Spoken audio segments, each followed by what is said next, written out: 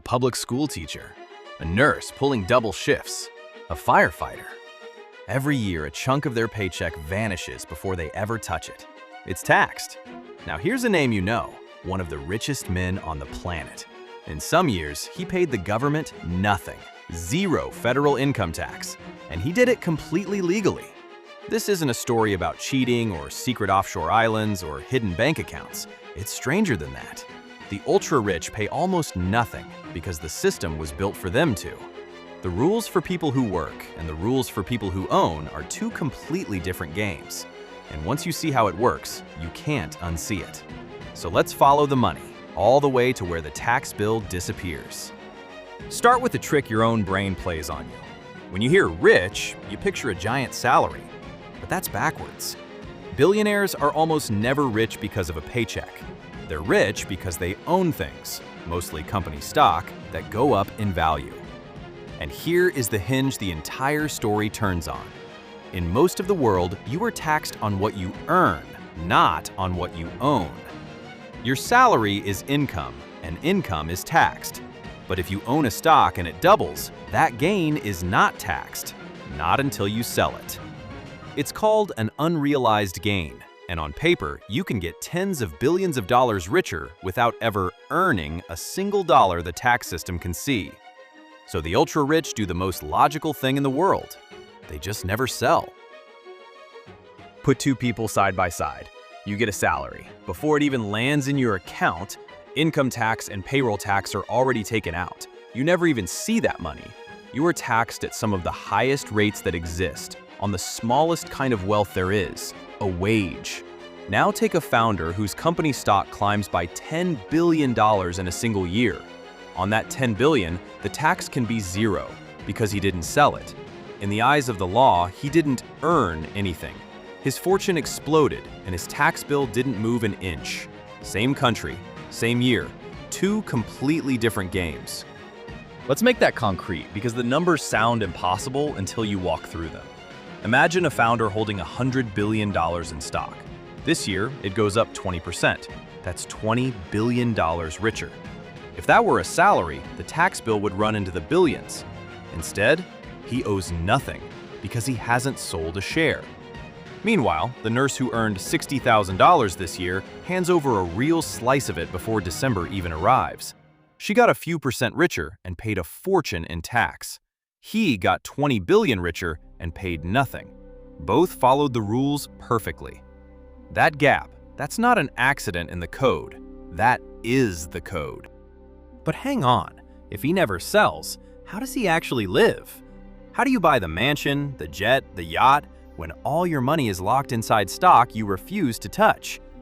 This is the part almost nobody understands. And it has a name. 3 quiet words that run the fortunes of the ultra-rich.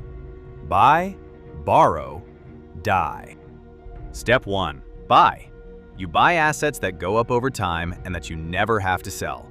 Company shares, real estate, entire businesses. That part is easy. The magic is in what you do instead of selling.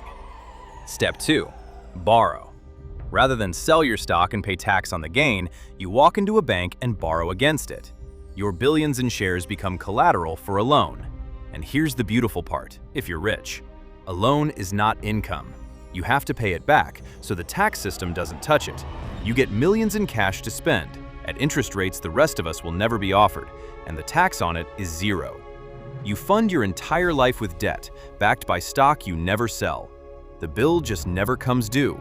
And when an old loan is due, you take out a new, bigger one, because your stock kept climbing. You are, quite literally, borrowing your way through life on money you never earned on paper. Step 3, and this is the coldest, most brilliant piece of the whole machine. Die. You'd think that when the heirs finally inherit, the government at last collects all those years of untaxed gains. It doesn't.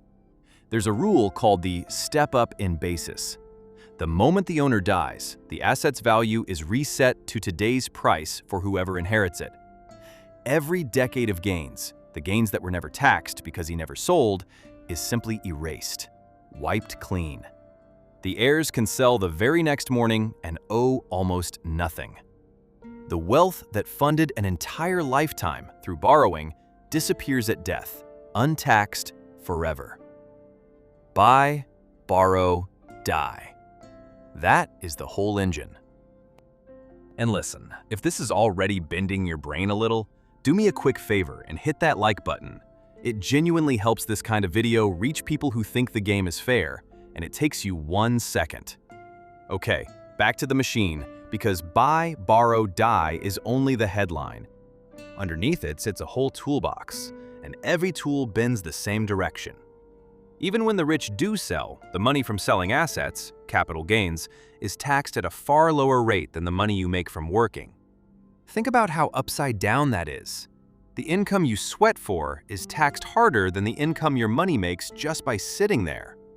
Then there's carried interest, a loophole that lets fund managers take their pay and have it taxed as gains instead of income, cutting their rate almost in half. Real estate owners use depreciation to report paper losses on buildings that are actually rising in value, losses that quietly erase their taxable income while the building makes them richer. And enormous private foundations let the wealthy claim a giant tax deduction today while keeping control of the money and the influence for generations. Every single one of these is legal, and every single one of them leans the same way. Work is taxed hard. Wealth is barely taxed at all. So how big is this, really? A few years ago, a leak of tax records handed to reporters finally put hard numbers on it. Over one recent stretch, the 25 richest Americans watched their combined wealth grow by around $400 billion. The federal income tax they paid on that worked out to a true tax rate of about 3.5%. 3.5% on $400 billion. To put that in perspective, a typical middle-class worker can pass that rate before they finish their morning coffee on January 1st. And in individual years, some of the most famous billionaires alive paid exactly $0 in federal income tax. Not through fraud, through the rules. A nurse working overtime can pay a higher tax rate than a man whose fortune grew by tens of billions. When those numbers came out, they set off a firestorm. Politicians lined up to promise a fix. And there have been real attempts, a wealth tax, a billionaire income tax that would finally tax those gains as they happen. Every time, they've stalled. Partly the arguments. How do you tax an asset that hasn't been sold, whose price could crash next year? What if the rich simply move their money, or themselves, somewhere else? Those are real problems. But partly it's something much simpler and much harder to fix. The people who benefit most from these rules are also the people with the most power to protect them, funding the lobbyists, the think tanks, and the campaigns that keep the system exactly where it is. Writing the tax code isn't done by the people who pay the most. It's shaped, quietly, by the people who pay the least. Every few years, the outrage comes back, the headlines come back, and the machine keeps running. So will it ever change? Maybe. The idea of taxing wealth, and not just income, is more mainstream today than it's been in a generation, but it runs straight into a wall built over a century, an entire financial system standing on one simple fact: owning is not earning. To tax the ultra-rich like everyone else, you would have to rewrite the most basic rule of how money is taxed, and the people who'd finally pay that bill are the ones who get to vote on it last. So here's where we land. The next time you look at a pay stub and watch a third of it vanish before you've spent a cent, remember that you are playing a completely different game than the people at the very top. You are taxed on your work. They are barely taxed on their wealth. It isn't a glitch, and it mostly isn't even cheating. It's the system, doing exactly what it was built to do: buy, borrow, die. And if a rule this powerful can hide in plain sight inside something as boring as a tax code, imagine what else is hiding in the fine print of how money really works. That's the whole point of this channel.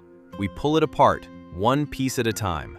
So if you want to see the rest of the machine, subscribe, drop a like so the algorithm shares it with someone who needs to see it, and I'll meet you in the next one.